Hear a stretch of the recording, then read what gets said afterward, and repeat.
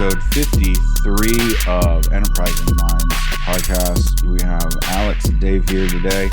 And coming off of one of our last episodes where Ruthi mentioned the fact that it's been a while since we talked about AI, on the show at least, we figured we would do a little episode on what we're calling AI Playground.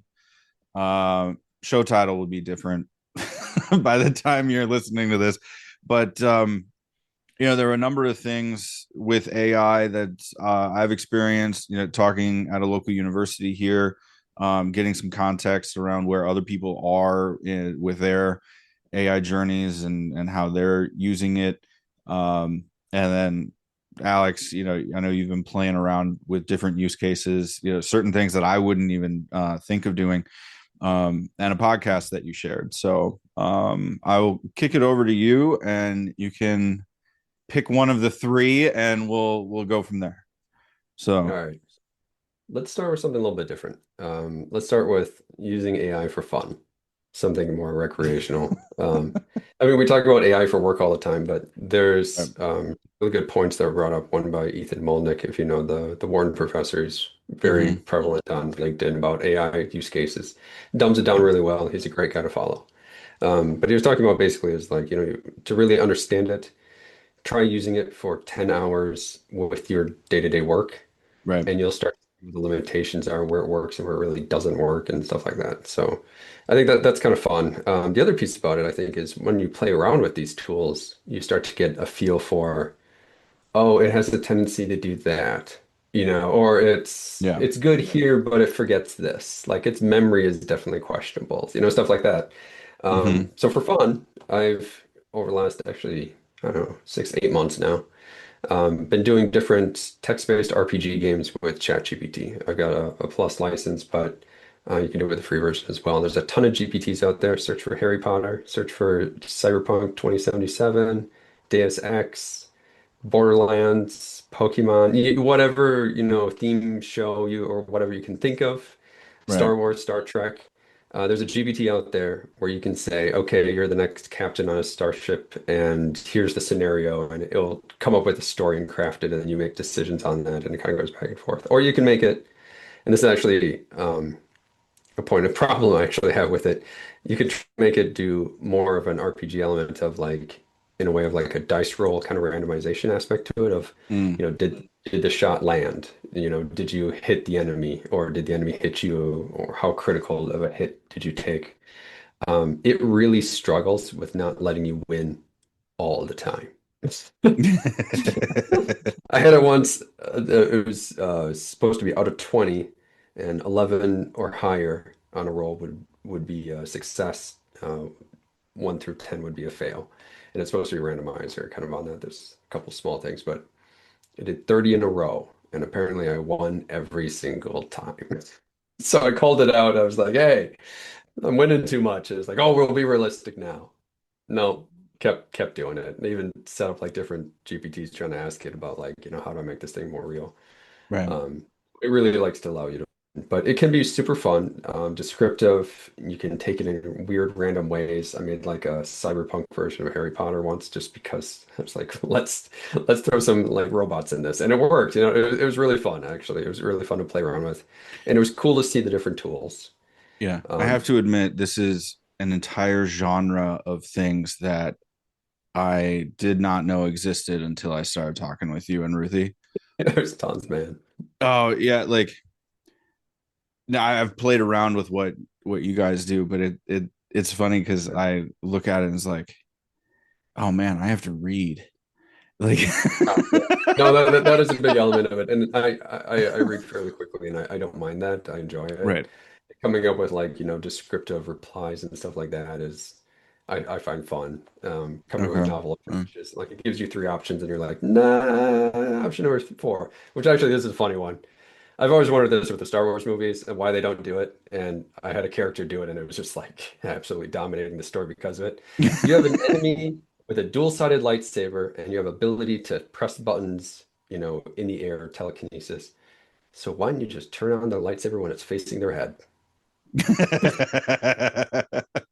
I did it like four attacks in a row of that. It was just like, and done, and done, and done. All right, moving on.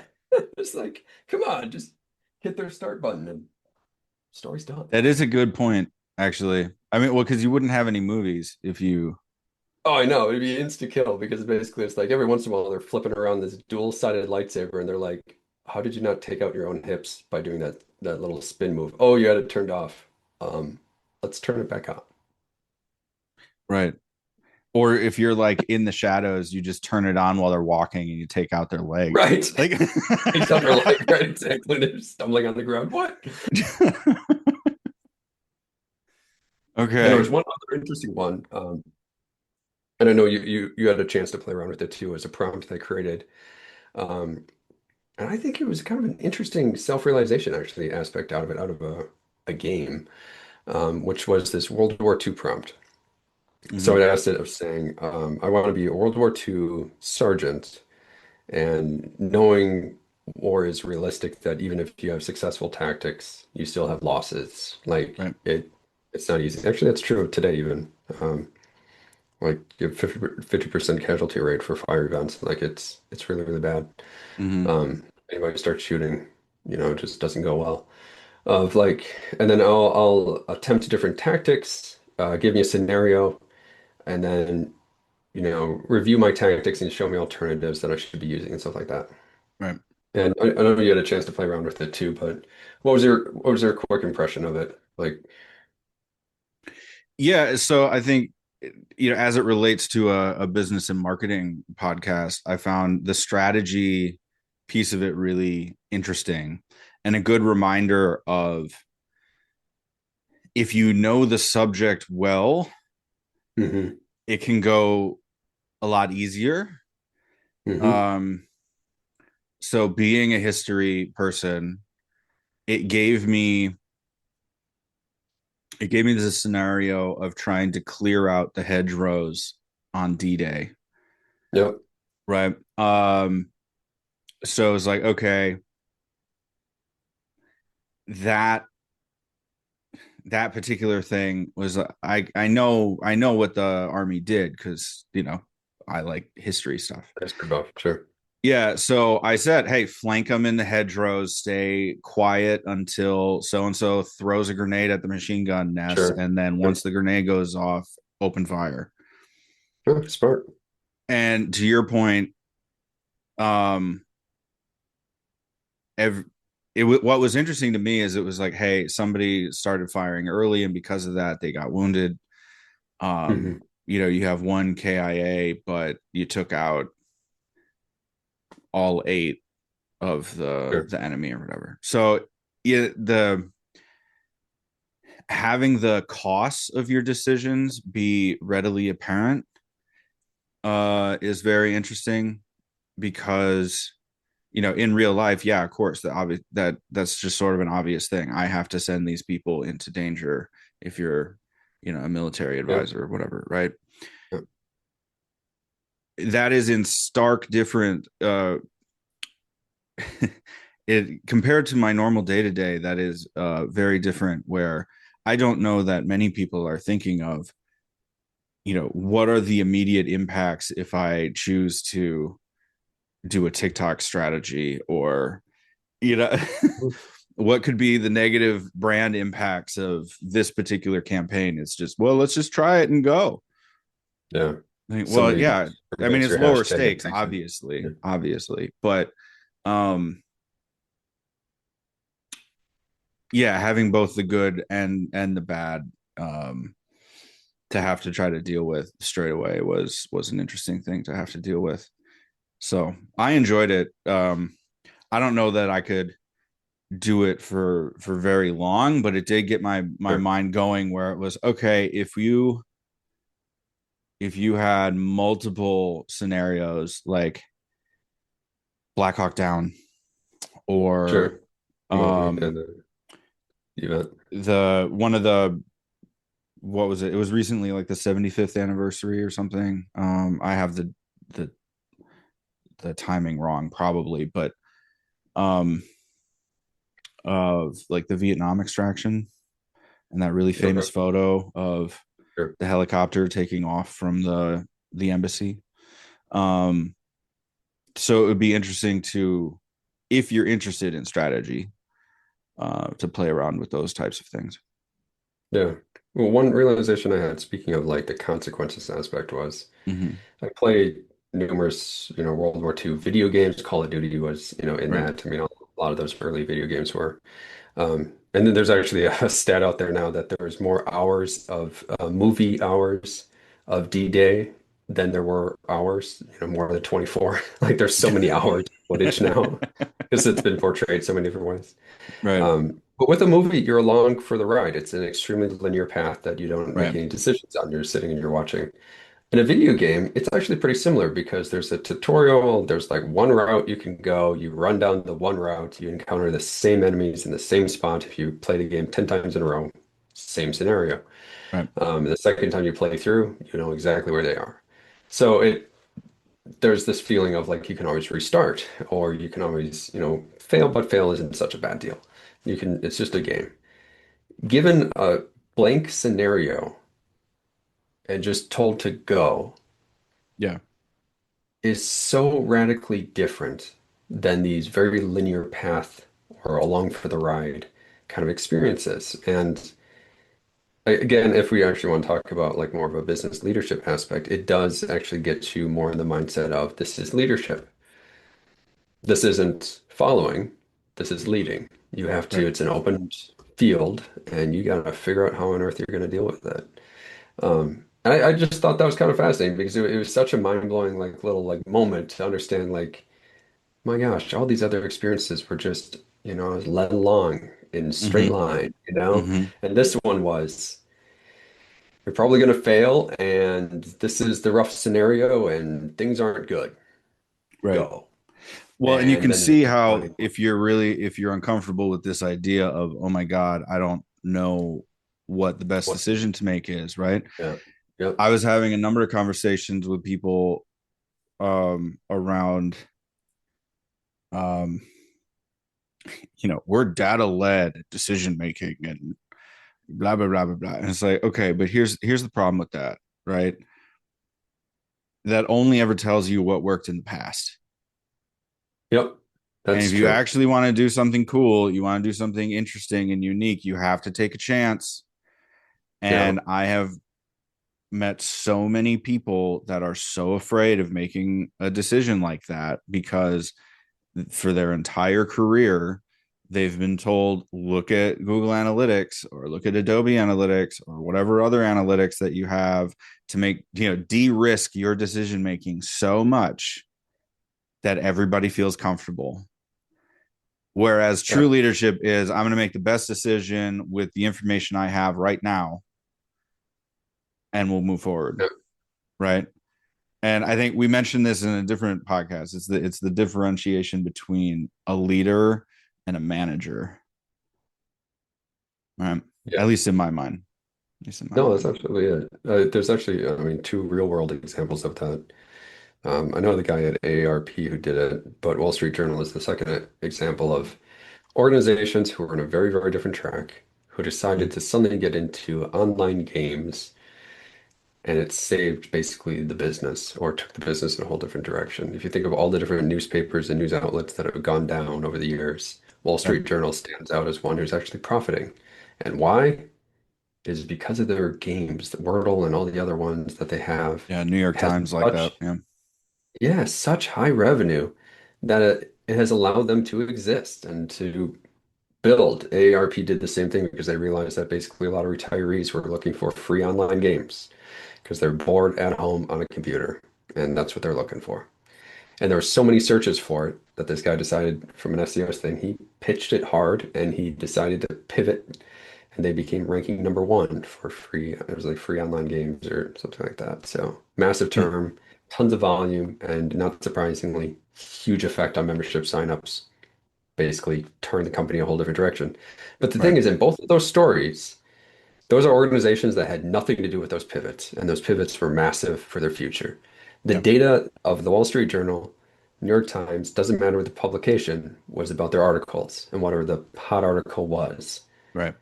Nothing to do with video games. And suddenly they decided to go in a different direction and allowed them to weather the storm that was. basically online membership paywalls and all the rest of that that has crushed so many others. Right. It's Yeah, it is that open scenario and coming up with a novel approach and saying, okay, that's our past, doesn't mean it's got to be our future. Hmm. Yeah. So around decision making, right, and around Yeah.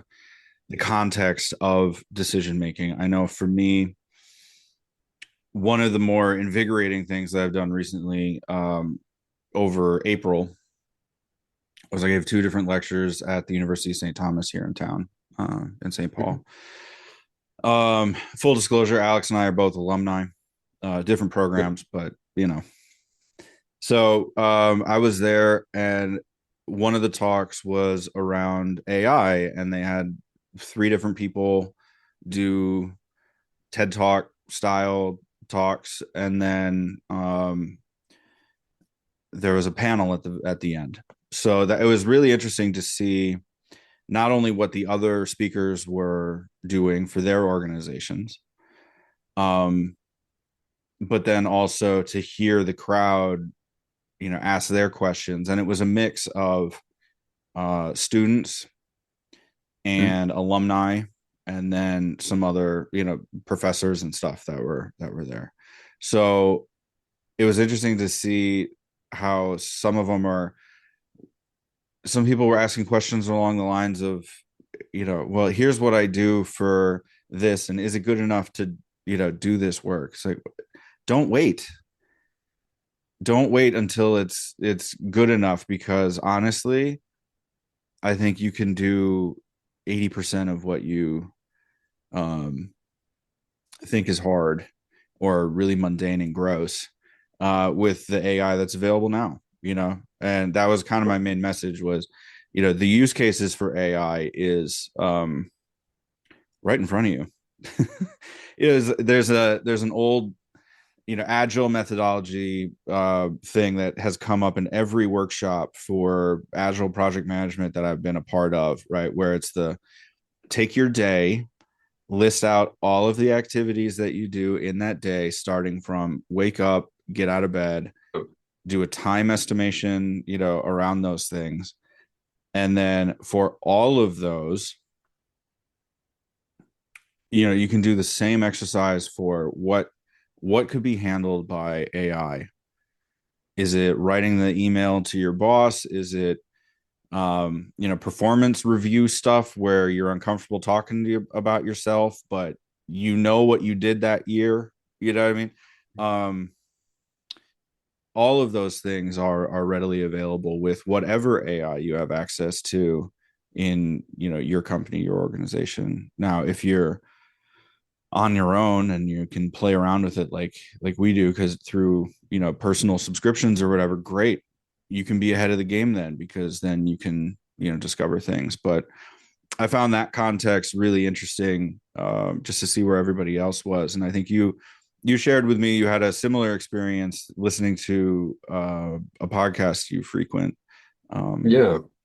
Art of Manliness, who's it's a random name, but fantastic interviewer for basically different authors and kind of subject matter experts. He had Ethan Molnick on, who I mentioned before from mhm. Wharton. I know he also did some stuff with Harvard. He's got a lot of videos out there too. So if Yeah. you're looking for yeah, Ethan, Mollick, Yep. Mollick, I guess his last name.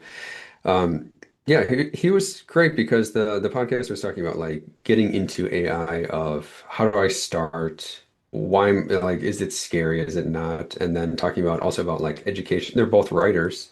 They both Mhm. are authors, and how you got a thing that's really good at writing. Like, do you feel threatened by that, or how do you use it? Right. Um, and it really does get to the point of you are augmenting and enhancing an individual. You're not replacing an individual. Right. Right. You may have the basics, which he had a really good point because he teaches an entrepreneurship class, actually at Warren, of let's say you're a small business owner. I mean, going back to some of our like the recent freelance episodes too covers this, but and it's true in any job really. You have so many different things that are being asked of you. Yep. Maybe it's managing people, putting together a budget, forecasting, reporting, I mean, just writing emails, writing meeting agendas, coming up with summaries and synopses. I mean, there's tons of different things that you're asked to do Yep. every day of every week, and you're only good at some of them. And it would be really nice if you could get some help with those other ones too. Right. So that was one of their main points was like, you know, there's always parts to every person's job that they enjoy and other parts where they don't, or they're good at and they're not so good at. And either you want some help to kind of help boost yourself up or even help in a way almost replace in that area. It Yep. doesn't replace you overall, but it's an augmenting thing. But yeah, to your point about like knowledge status, that sort of thing. It was oddly reassuring. I mean, definitely learned a few things in the podcast, but it was oddly reassuring of how many different topics that we've talked about of how AI is created, where it comes from, how it thinks, the limitations to it, all those different things was something I was familiar with already. And it was very nice to be in at least feeling like I'm in an area of at least I'm slightly above average. I can't say I'm an expert by any chance or any stretch, but at least I'm on the ball, at Right. least. And I think that's important too, of like trying to keep on top of it. There was a different podcast we were talking about. It was the product owner, uh, chief product owner of OpenAI, and he had mentioned this quote, and I just love the idea of it, is the AI model that you're using today is the worst one that you will ever use. Hmm. So if it can't do something right now, that's actually good, because that means you're a little bit ahead of where it's at and you'll eventually be ready for when it is now able to help you with that task. And Right. you'll be able to turn that into. So maybe you had a business idea or creative idea and it wasn't able to help you. It had a bunch of errors. It forgot a whole bunch of stuff. The memory was bad. You kept having to repeat yourself and it made up stuff. Try it again today and try it again in a couple of months and it'll be better and better. I just had that experience actually today. I was doing some light programming development, Google Ads scripts. And I had so many struggles 3 months ago with the latest model of ChatGPT of doing debugging, and it was awful. I mean, I spent like 8 hours and it kept just Hmm. coming up with stuff that didn't exist. I tried it today doing this model. It was fantastic. I made this thing so complex and I was able to tweak it, customize it again, debug it properly. Right. It was so much smoother of an experience than what I had 3 months ago. Right. That 3 months ago I said I kind of wrote off ChatGPT being able to help me do programming. Today I changed my mind because just the latest model. Right. Right. Yeah, and that goes to show you have to continually, test these Push on it. things and Yeah. keep coming back to them. Like you definitely want to be familiar. Like pick one. Like if you haven't started yet and you're unfamiliar, pick one and Yeah. get familiar with it. Um, and learn that because then what you learn there will then go to, other things. So I know for me, I've been using Notebook LM with Google a lot lately just to get a whole bunch of sources together. It allows you to, it's basically a study tool. Um, and so like I have 51 episodes from this in one notebook to ask questions about the different episodes, like where did we talk about these topics, or Sure. who brings up analytical stuff more than anybody else. I can query those things, and instead of having to go through all 51 episodes again, right, and spend that what over 2 days of listening to us talk about stuff, Oh, I can yeah. pick that stuff. I can pick that stuff up and get a generally good idea. Another thing that I did with it recently was I have a number of thought leaders and YouTube presentations, TED Talks or talks at universities that I like continually go back to. And so I put all of those in a notebook, um, LM as the sources. And then I said, hey, I want to get better as a public speaker, but I want to incorporate different elements of these thought leaders into how I present myself. Like, what are the things that make them unique? Where do they overlap? What are the topics, in these things that go? Because I'm just trying to figure out, like, why do these guys resonate with me so much? Right? What is it Sure. about each of them that stands out to me? So that I can either learn from that or leverage that in my own presentations. And that was actually really fascinating as a help, because I'm really familiar with these presentations, but to then play around with the ideas or the way in which they present, get a kind of style guide from that, right? Because there's so much of that you kind of intuit as a human being. You don't really think about it, right? So and so is more disheveled. This person's really upfront and like kind of aggressive, or you feel those things, but then when you have to actually explain them, it's a little harder, right?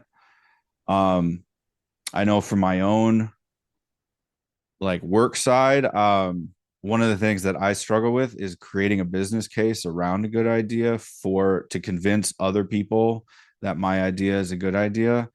I could, as like a creative person, I'm just like, well, yeah, it's a good idea. We should just go do it. Sure. And that doesn't necessarily fly, right? Like this. So I went and I just said, hey, you know what? Help me think through the business case for um, sending me to this country to do these things. And it was great. Within an afternoon, not only did I have a draft business case for it, I also had a tentative schedule for a workshop, for the whole trip. Like, and then I was able to say, hey, okay, based on the decision makers push back on this presentation, um, on why they shouldn't agree to this. And Sure. then I was able Yeah. to work through those things as well. So that was really helpful, because otherwise I was sitting there going, man, I've maybe done this once and it was a long time ago and I don't have that document, and I don't, like, Sure. you can Yeah. just spin so quick with that instead of just going, all right, help me do this, Yeah. you know? And getting those other perspectives, I mean, that really helps. I mean, Yeah. just there's always the practicalities of things that you kind of, it's easy to get focused on the vision Right. and lost in it and ignore all the other little things that And might I'm derail it or totally change it. guilty of that as a human being. I mean, it's also, it's a mix to a team that's required. Right. Uh, Right. you can't have all pragmatic people and you can't have all optimistic people. You can't have all, I mean, you need that mix to actually have a team move forward. So And that's why this podcast works so well. different personalities, man. It helps. Yeah. Yeah. So I think the kind of the takeaway, at least with this for me, was, well, it was there's a quote from Professor Galloway, who I'm a fan of, in his Mhm. work and stuff, but this isn't necessarily his line, but he says it a lot, so that's why I'm attributing it to him. But nothing is really ever as good or as bad as you think it is, right? And that was definitely kind of my takeaway of with the AI stuff. It's moving so quickly that it's Mhm. really hard to wrap your head around all the changes, but if Yeah. you stop and think about it, it's like, well, okay, I am not at a frontier research organization, a frontier model research organization, so I don't necessarily need to know all of the updates, Yeah. True. right? And the models that are out there are good enough for what I am trying to do, Mhm. right? That if it gets better, it gets better, and that's fantastic. But I can use it right now. So great. I'm going to use it right now. Um, but then also, because of everybody's different perspectives or things that they're good at, every single person is using it slightly differently because it's an enhancement to what they're doing. Right. That was the big takeaway with Right. that presentation, is every single organization, um, or people who are representing other organizations, listening to them, it was totally an enhancement to their Mm. jobs on an individual level, right? It wasn't necessarily a replacement of the jobs. It was, I can do this so I can, I can leverage it this way so that I can do these important things better, Right. which, is definitely a positive note because it's just so easy to spin into, I'm a writer, it's going to replace me, you know. And I thought one of the best sort of questions to reframe things was from the moderator, and he asked, what are the things that you don't use AI for? Right? And I thought, well, that's good. My immediate response was anything I want to be known for, right, is what Sure. I'm not going to Yeah. be using AI for, or I'll use it like, I enjoy creative writing. So what do I use it for? I use it as an aid for writing, right? Sure. Yeah. But it's not doing the writing for me. Right.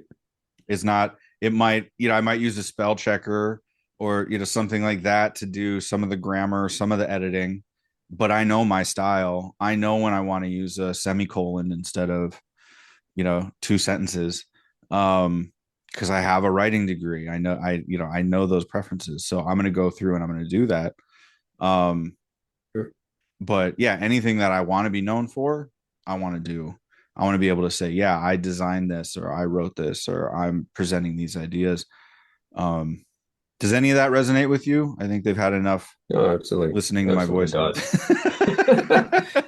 No, it was kind of weird realization I had. I don't know if I mentioned a few episodes back, but it was realizing how to get a project done.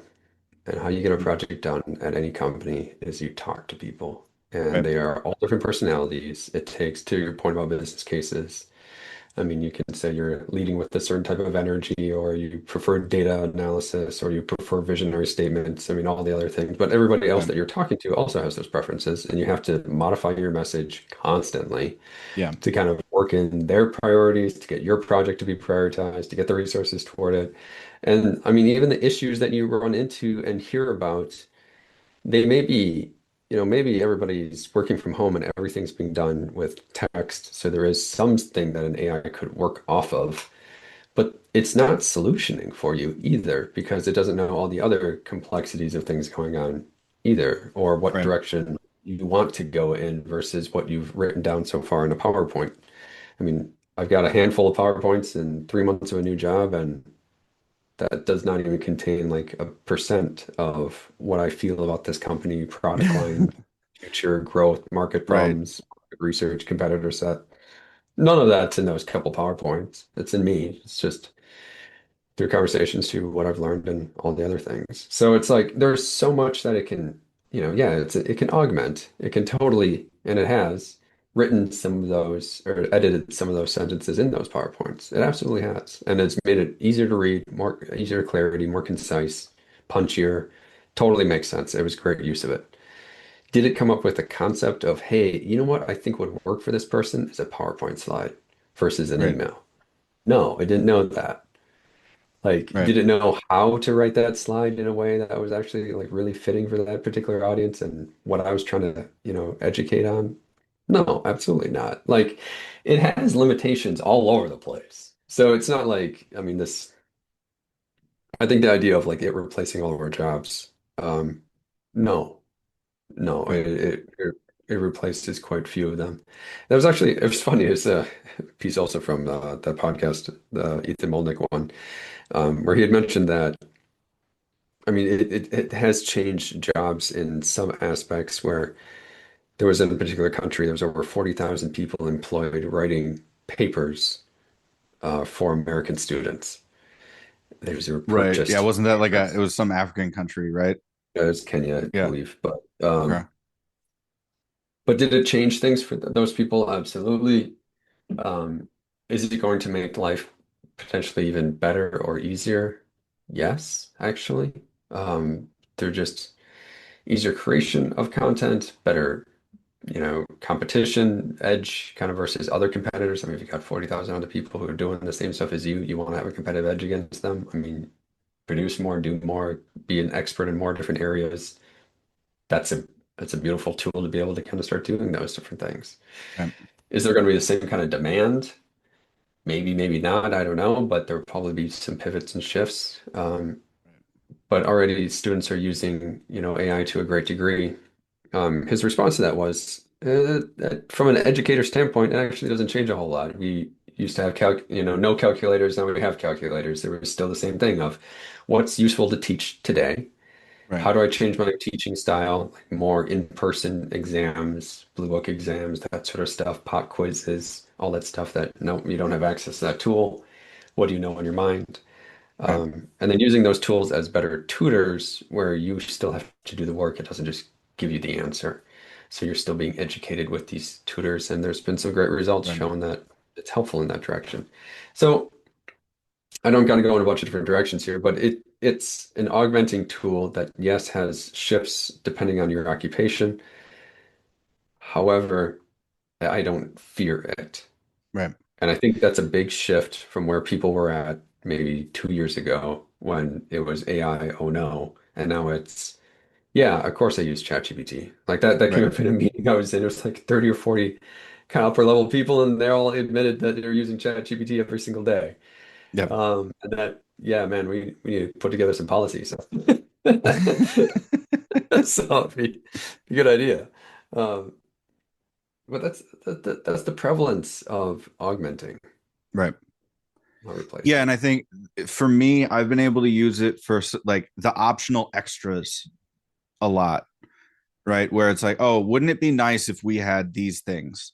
Like, well, yeah, okay, hold on, let me go talk. So, um, for example, putting together just, I mean, we've talked about it, off camera about like, hey, what should the logo for this podcast be? What should the colors be? How should we do, whatever. So we have those general things, but we didn't necessarily have brand guidelines or like Sure. content repurposing guidelines.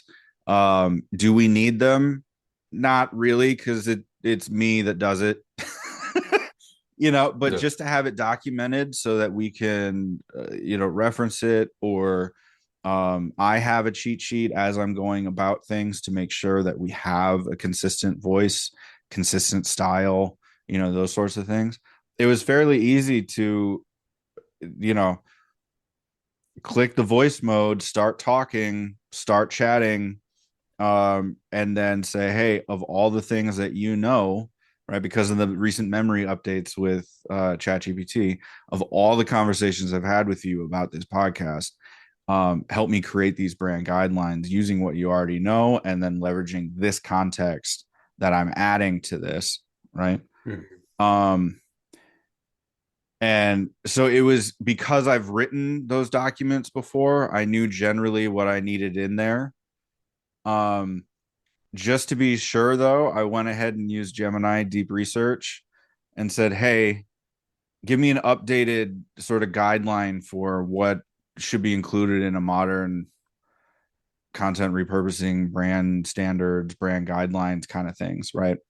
Um, and so it went and looked at 300 something websites, and here's what should be included in all of these things. And being able Crazy. to put together all of those things really quickly, I was able to knock it out in like, an afternoon. But honestly, making it to your point with, do I know if it should be a PowerPoint or a Word doc or whatever else? Like, okay, I got all of the things that I needed using the AI, fine tuning it, with no, it's not actually blue, it's a green, you know, like that kind of stuff.